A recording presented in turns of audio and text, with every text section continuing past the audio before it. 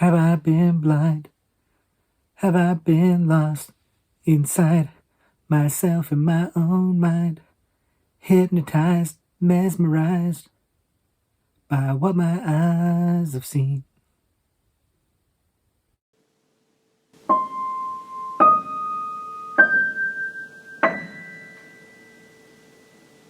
Hello, everybody, and welcome back to the Horror Movie Syllabus.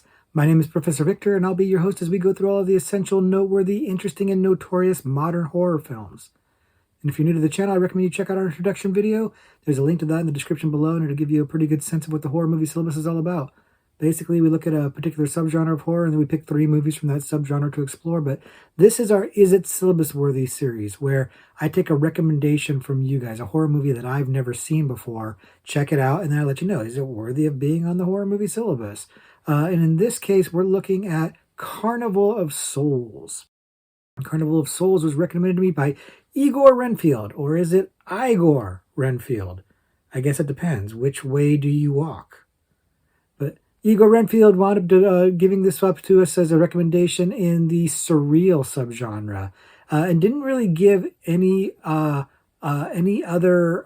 information or clues as to the movie other than it being surreal. But it's worth noting that there is an original movie in 1963, I believe, or 62, 1962 movie, Carnival of Souls, and this is essentially a remake of that movie that Igor Renfield has recommended. Or did they? We're going to come back to that a little bit later in this video, but this is a remake movie, and I had never seen it before, and I didn't check out any trailers or read anything about it before going in. Went in as blind as I could, other than knowing that it is in fact a remake, and then let it unfold and see what see how it goes. Did I like it? Did I hate it? And ultimately, is it worthy of being on the syllabus? Let's find out.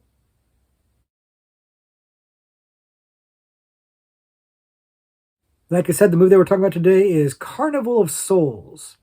Carnival of Souls came out in 1998 and is a remake of the 1962 movie of the same name.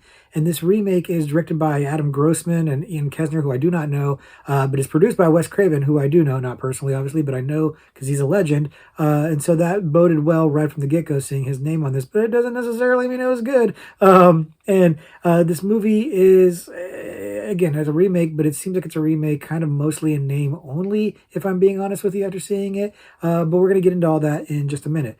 First, if you haven't seen it before, the movie is about a young girl who witnesses her mom getting raped and murdered by her boyfriend, who is a carnival clown, and then as an adult years later is winding up being tormented by him. But we're not really clear, is it visions of him and in her in her psyche and her damaged psyche, or is it him actually coming back after being released from prison out to torment and terrorize her? We're a little unclear about that because everything starts to get a little bit hard to figure out and kind of dreamlike and nebulous and strange, and the hijinks kind of abound, I guess, and things get weird. But we'll stop there so as to not spoil the movie for you. But this movie, weird is a good word for it. It's a weird movie. I don't know if that really equates to surreal. I think that it's really just more kind of weird, probably because it's not very good, if I'm being straight with you. The narrative is messy. The plot is convoluted. It's hard to follow. The movie plays with time and flashbacks and dream sequences in a way that it's trying to make you question what reality is, which I understand that. That's not a bad idea. It's not a bad premise. And it's not even really that bad of the movie to be doing this. The problem is that it just kind of comes off a little bit more messy than it does surreal. It's like they're trying to strive for something kind of Lynchian, and instead it kind of just comes off as a bit of a mess. It feels more like a meandering plot that doesn't quite know where it's going and doesn't really know what it wants to say. It has these themes, these allegories, these kind of biblical references. There's characters that have like biblical names and like that, but it's muddy. It's not really clear what exactly it is trying to say. It doesn't have a clear message, a clear voice, and it really kind of gets messy when it loops these biblical references, because the guy that I believe is supposed to represent an angel winds up having sex with our protagonist, and that's just kind of strange. I'm not really sure what that's about,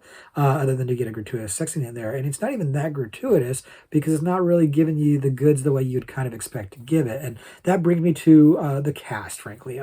The cast, who's an affable cast, they're likable, they're recognizable for the most part. The lead is Bobby Phillips, who's done a lot of TV work, but has also been in a lot of big movies. Not necessarily as a star, but like probably the most notable thing I can think of is Showgirls.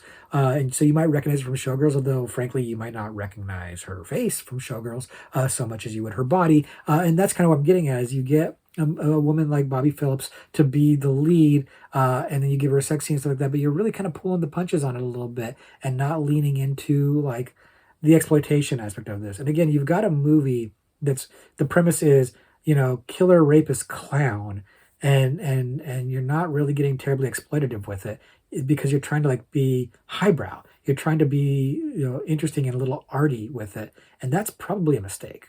The movie really should have probably gone for more of a camp factor than trying so hard to be deep, and maybe just try to be kind of fun or funny, at least fun.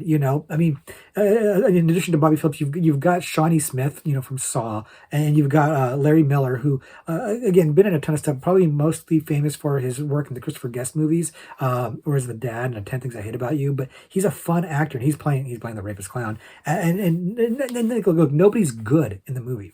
They're decent actors and they're recognizable, but they're not really giving great performances here. And we've seen them give good performances in other movies, so it's not their fault. This is bad material. It's bad material. It's listless direction. The direction is just really kind of sloppy and not really attentive to detail, and doesn't really care that much about extracting good performances. So if you're going to do it this way, lean into it. Lean into the camp. Make it fun. You've basically got kind of like a surreal slasher thing. And I'm using the word surreal loosely because, again, I think it's really just more of a mess. But lean into that. Lean into that. Make it fun. You've got this sadistic clown. Dude, use the sadistic clown. This should be a clown movie, but it's really not. It's really more about this broken woman, trying to, kind of recover from trauma and, get her life back together, which is not a bad idea if you can do it well, but they don't. Just kind of jumping from place to place and trying to do some weird kind of scares and fake outs and stuff like that. It doesn't really come together ever. And then they did keep this, ambiguous ending that is really from the original movie. But it doesn't really make up for the sloppiness and convolution of the rest of the movie. They don't stick to the original movie. They've remade the 1916 movie by Herc Harvey, that is kind of a cult classic, and they really just abandoned the plot and just kind of kept some certain little elements, and they keep this kind of twist ending, and I won't spoil it, of course, but they keep that, and they think that's going to really kind of make up for this kind of like weird, twisty, dreamlike trip that they've taken you on, but it doesn't. It doesn't. It really kind of just makes you a little annoyed. Honestly, it's hard to get mad at the movie because the movie doesn't put enough effort into it to give you the impetus to put a lot of effort into it either. So it's hard to get angry about it, but it's trying so hard to be something that it's not, and it just winds up being kind of choppy, kind of sloppy, not really dreamlike, not really Lynchian by any stretch of the imagination. I don't know that they're really trying to go for Lynchian, but it feels like they are, and just failing miserably and just not understanding what that means, because I haven't seen my video about it yet, because I haven't actually made the video about it yet, but that's a whole other story. Look, it's a mess of a movie. It's not really doing much of anything terribly interesting or terribly well. It's a little bit of a slog to get through. It's not great. I do think that the cast is solid. I just don't think they're doing great work here, and I wish they would have leaned into that. It's got a couple of moments that are cool images, but like, so every time you get into something kind of cool, it kind of just takes you right back out of it. And yeah, man, it's a mess of a movie. It's not great. It's definitely not as good as the original for sure. So is it gonna make the syllabus? Well, let's find out.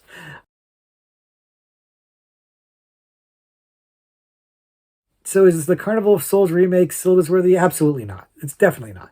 No way. And then, after watching it, or even partway through watching it, I started wondering, did Igor Renfield mean the 1962 original? Because they don't actually say in their comment which one they're talking about. I just assumed they meant the remake because the other movie they were talking about in the comment was The Lighthouse. So I just was thinking more modern movies, and just because syllabus is 1970 on. So I just assumed it was the remake, and it dawned on me during the movie that this is probably not the one that Igor Renfield was talking about. They're probably talking about the 1962 movie. So is the 1962 movie syllabus-worthy? Well, no, technically not, because it's out of scope, right? It's pre-1970. But setting that aside, the 1962 movie might be syllabus worthy otherwise. It really probably does fit. It probably is a little bit more in that surreal tone and stuff like that. It really might squeeze in there, and not for nothing. The channel's resident classic horror expert Kenneth Connolly did mention Carnival of Souls as being syllabus worthy. So there's a pretty definitive one. So the original, definitely recommend. Definitely considered for the syllabus if we were going, classic rather than modern. But this remake, it's mostly just forgettable and dull. If I'm being honest with you, it's just kind of dull. Like I said, it's got a couple of moments that are really good. I like Bobby Phillips, but she's not particularly great here, and she's not that much amazing actress. I find her likable. Shawnee Smith, I love Shawnee Smith. Although if we're being honest, Shawnee Smith's not the greatest actress either. And look, Larry Miller is usually welcome, but like nobody's doing great work here because it's not a good movie. It's not well directed. It's not well written, and it doesn't ever get bad enough to be fun. They never lean into to it and make it schlocky and just go, you know what? We don't really have the resources and talent behind this to make it great. So let's just make it fun and have a good time with it. They never do. They really swung for the fences and just struck out. It's not good. I can't in good conscience recommend it to any of you guys. Skip this one. Check out the original instead. That's a much better use of your time. And so while it wasn't a good use of my time, I will acknowledge though that I'm glad I've seen it, at least so that I can compare it to the original and so that I can talk about it here with you guys and actually mention the original, because the original is a good movie. But I will thank Igor Renfield for recommending this, even though I think they recommended the original, and it's a much better recommendation, frankly. But either way, we watched this one. Wasn't for me, probably isn't for anybody, frankly, but still want to give the thanks out for the recommendation. I appreciate it. Keep them coming. And now it's time to come to a card for Horror Trivia Pursuit. And let's see. Let's go with the psychological category, because this movie does have a very big psychological bent on this, about trying to figure out the protagonist is kind of, going crazy or whatever. It sounds so cool when you say it, and then it's just not that cool when you watch it. It's really disappointing. So let's go ahead and look at the psychological category. And I need my glasses to do that, so let's just grab those. Here's the question.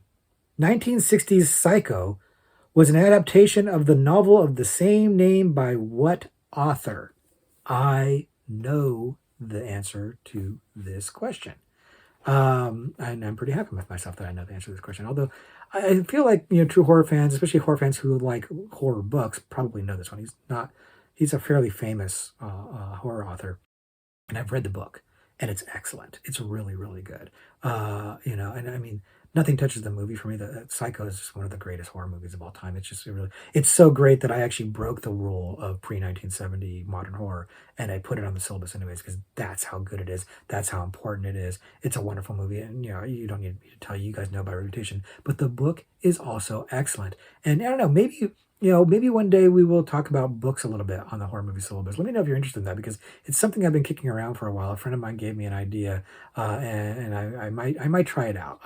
I don't do a lot of reading, and so these days I don't have a lot of time to read. So it may be a little bit of a challenge to do that on any kind of regular basis. But let me know.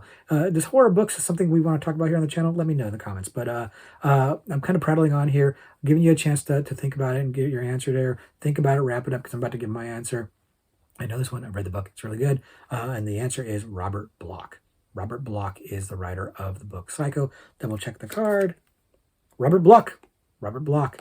Fantastic writer. Fantastic book. Highly recommend. If you like to read and you like horror books and you haven't read Psycho, read it. It's great. And check the movie out too while you're at it. But skip this one. Skip Carnival of Souls. See the original instead. Igor Renfield, I'm giving you the benefit of the doubt. You probably meant the original. I just didn't realize it. So that's on me. I paid the price, and I'm telling you about it so you don't have to pay the price as well. But I hope you guys stuck around to watch this video, and I hope you enjoyed this, even if you don't enjoy the movie. And if you've seen the movie, let me know in the comments. We'll talk about it. But instead, let me know about some movies that are better than Carnival of Souls in the comments, so we can add them to the watch list, talk about them in a future video. But until then, I'm just going to say, class dismissed.